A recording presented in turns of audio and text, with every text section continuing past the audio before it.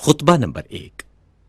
اس خطبے میں امیر المومنین علیہ السلام نے مختلف مجلسوں، معرکوں اور پیش آنے والے حادثوں میں خطبوں کے انداز میں ارشاد فرمایا ہے۔ بسم اللہ الرحمن الرحیم۔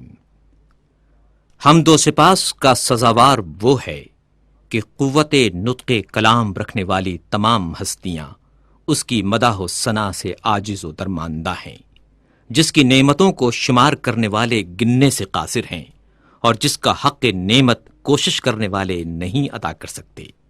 وہ خدا کہ جس کی حقیقت بلند ہمتوں کے ادراک سے ماورا ہے، جس تک فکر کی گہرائیاں پہنچنے سے قاصر ہیں، جس کے صفات کی کوئی حد نہیں، نہ کوئی ایسی نعمت ہے جو صفات خداوندی کا بیان کر سکے، نہ کوئی ایسا وقت جس کا شمار ممکن ہو، نہ کوئی ایسی مدت دراز جو منتہی ہو۔ اس نے خلائق کو اپنی قدرت اور اختیار سے پیدا کیا اور ہواؤں کو اپنی رحمت اور مہربانی سے پھیلایا، اور متحرک و لرزاں زمین کو سنگھائے بزرگ پہاڑوں سے میخ خوب کیا اور مستحکم و استوار فرمایا۔ دین کی پہلی بنیاد خدا کی معرفت ہے، اور معرفت کا کمال اس کی تصدیق ہے، اور کمال تصدیق توحید ہے، اور کمال توحید اس کو ہر چیز سے برتر ماننا ہے۔ یہ کمال اخلاص صفات کی ذات سے نفی ہے، کیونکہ ہر صفت غیر موصوف ہے اور ہر موصوف غیر صفت ہے۔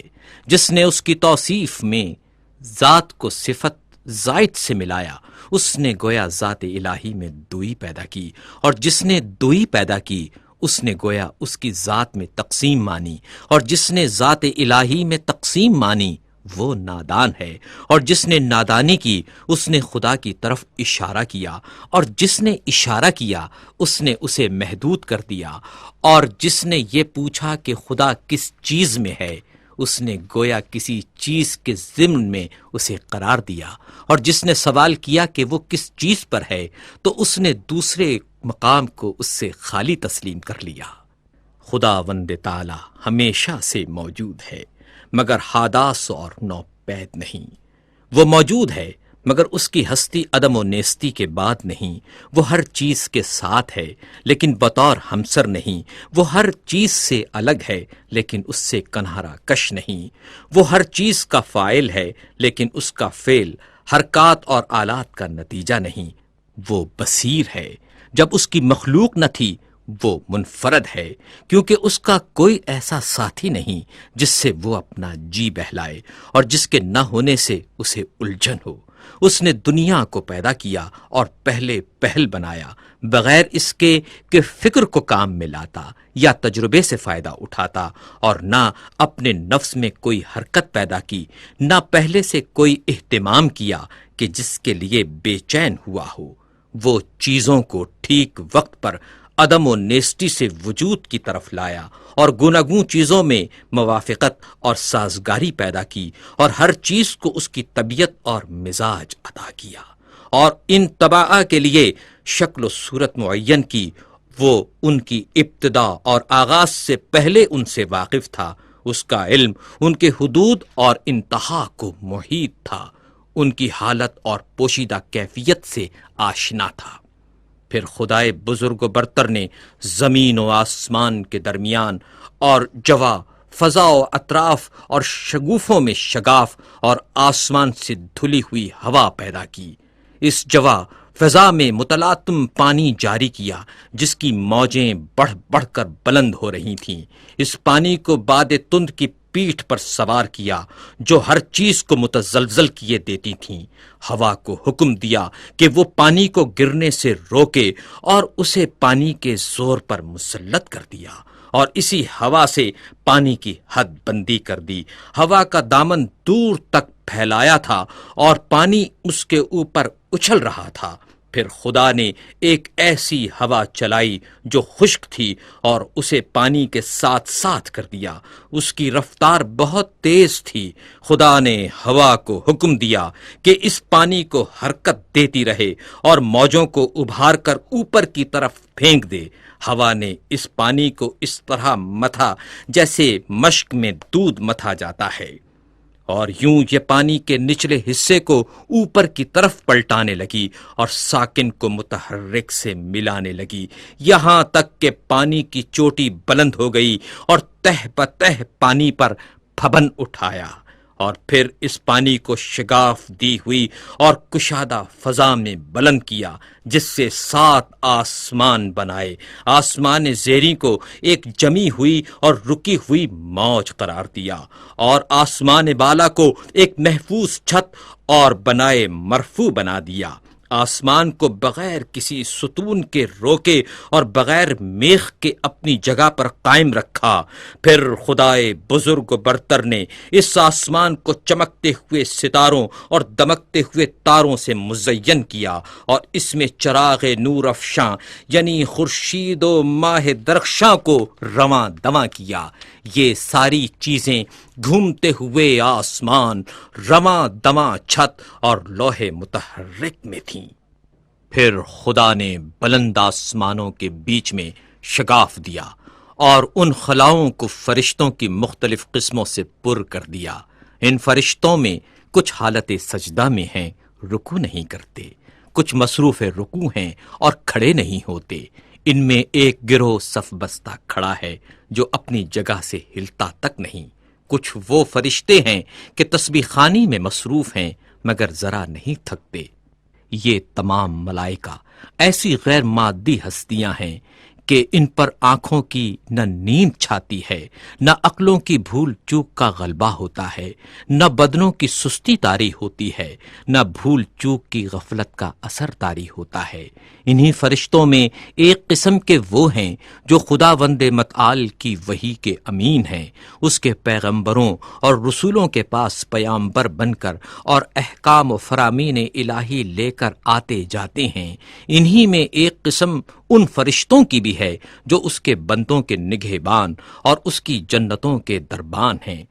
ان میں بعض ایسے فرشتے ہیں کہ جن کے قدم زمین کے طبقات زیریں میں گڑے ہوئے اور گردنیں بلند و بالا آسمان سے نکلی ہوئی، اور ان کے اجسام اطراف عالم سے نکلے ہوئے ہیں، اور عرش الہی کے پیالے سے ان کے کاندھے ملے ہوئے ہیں، اور ہیبت و عظمت انوار الہی سے ان کی نگاہیں جھکی ہوئی ہیں، اور عرش کے نیچے وہ اپنے پروں میں لپٹے کھڑے ہیں۔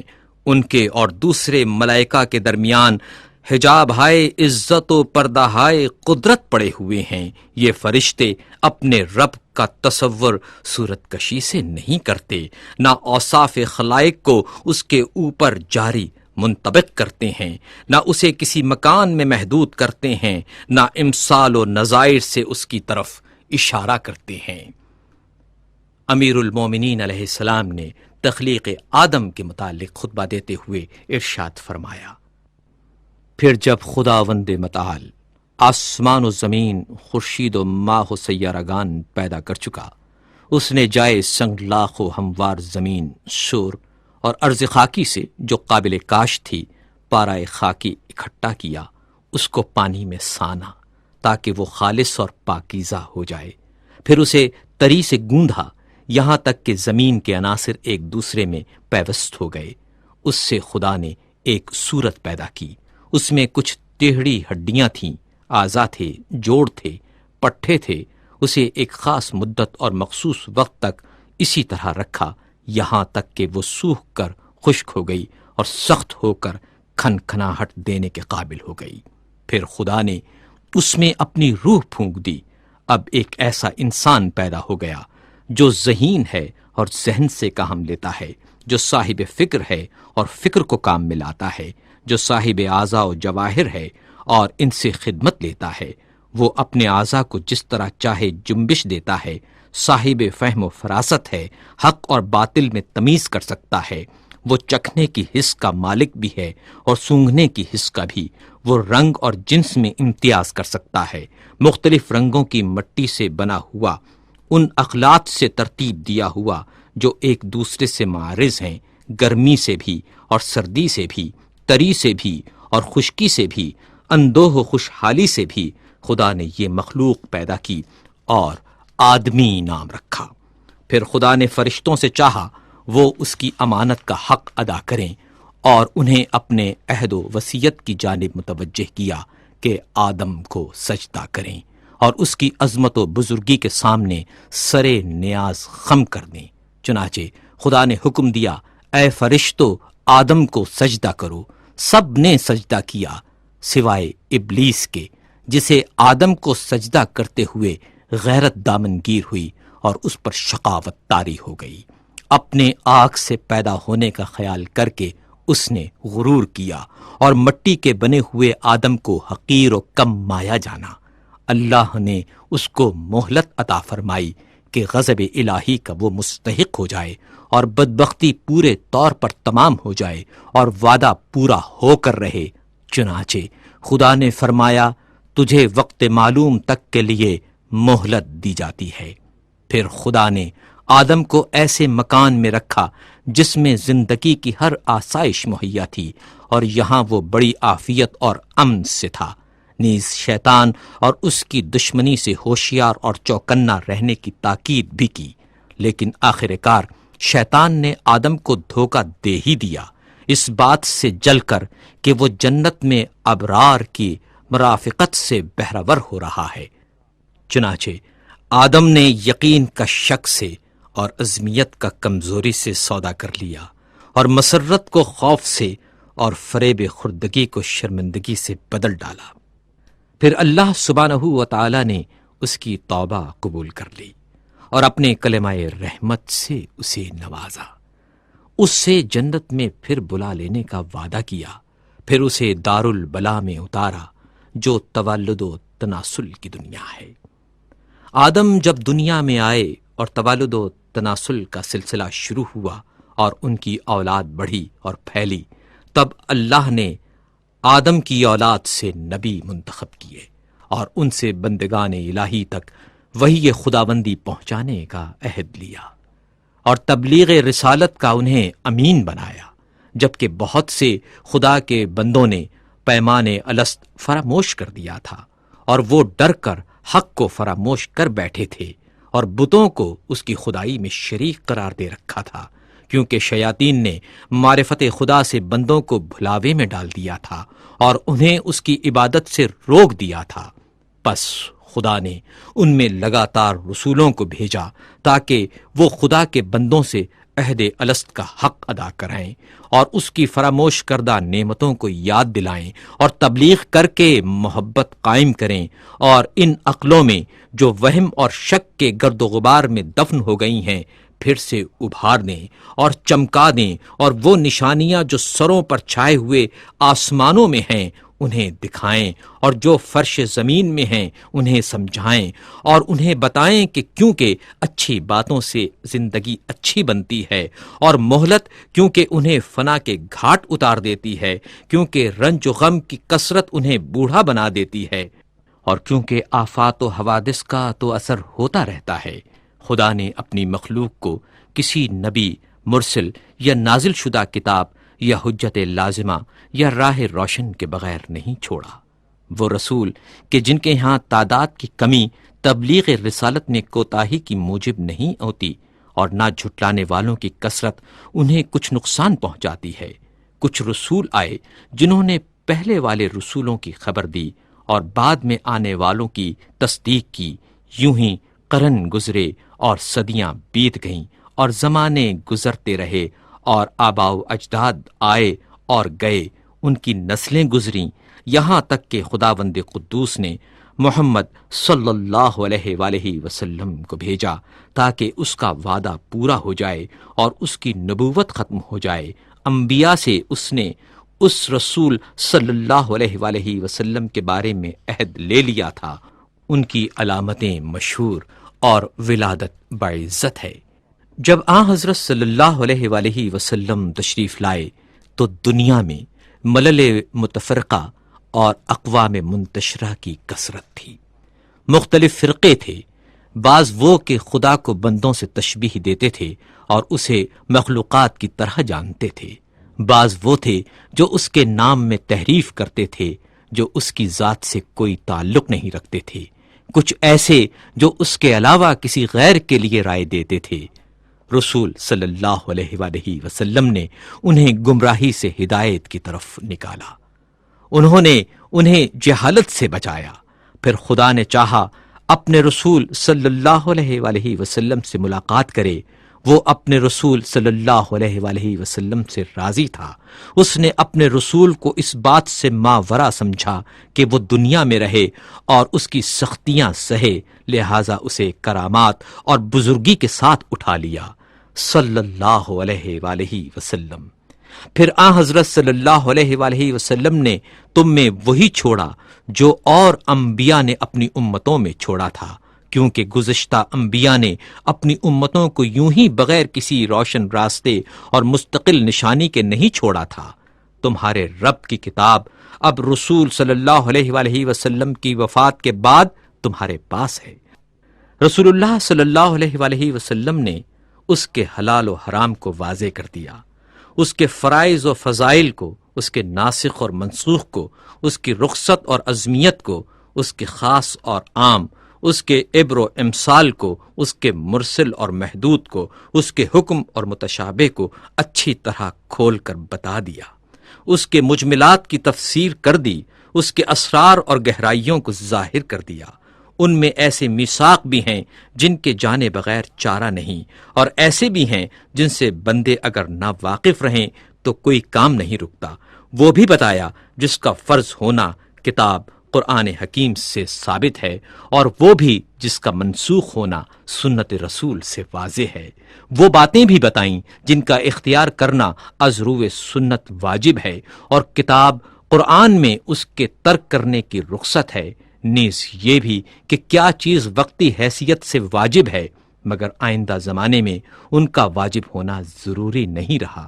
پھر محرمات کی تقسیم ہے، ان میں کچھ ایسے کبیرہ ہیں جن کے ارتکاب پر کتاب الہی نے جہنم کی آگ سے ڈرایا ہے، کچھ صغائر ہیں جن میں مغفرت کی امید ہے، کچھ ایسے مقامات ہیں کہ ان کا صدور مقبول بارگاہ الہی ہے، اور کچھ وہ ہیں جن میں بندے کو اختیار ہے۔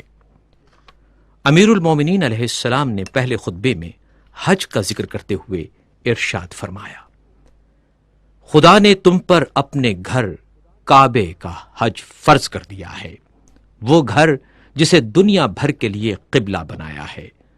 اس کی طرف لوگ یوں لپکتے ہیں جس طرح چوپائے گھاٹ پر ٹوٹ پڑیں، اور اس طرح شوق سے یہاں ٹوٹ کر آتے ہیں جیسے کبوتروں کی ٹکڑی۔ اس حج کو اس نے اپنی جلالت کے سامنے بندوں کی فروتنی کی پہچان قرار دیا ہے۔ اس نے اپنی مخلوق سے ان لوگوں کو چن لیا ہے جو اس کی آواز سنتے ہیں، جو اس کی دعوت پر لبیک کہتے ہیں، جو اس کے قول کی تصدیق کرتے ہیں، اور اس کے نبیوں کے مقامات پر کھڑے ہو کر ایسے دکھائی دیتے ہیں جیسے وہ ملائکہ جو عرش الہی کے طواف میں مصروف رہتے ہیں۔ یہ لوگ عبادت کے بازار سے خوب نفع کماتے ہیں اور جمع کرتے ہیں، اور اس کے وعدہ مغفرت کی طرف جلد جلد تیزی سے قدم بڑھا رہے ہیں۔ اس گھر کو خدا نے اسلام کی نشانی قرار دیا ہے، یہ پناہ لینے والوں کے لیے جائے پناہ ہے۔ اس نے حج کو فرض قرار دیا ہے اور اس کے حق کو واجب کردانا ہے، اور اس کی زیارت تم پر لازم کر دی ہے۔ چنانچہ خدائے بزرگ و برتر فرماتا ہے، اللہ کی طرف سے ان لوگوں پر حج فرض ہے جو زاد راہ رکھتے ہیں، اور جس نے انکار کیا تو خدا سارے عالم سے بے نیاز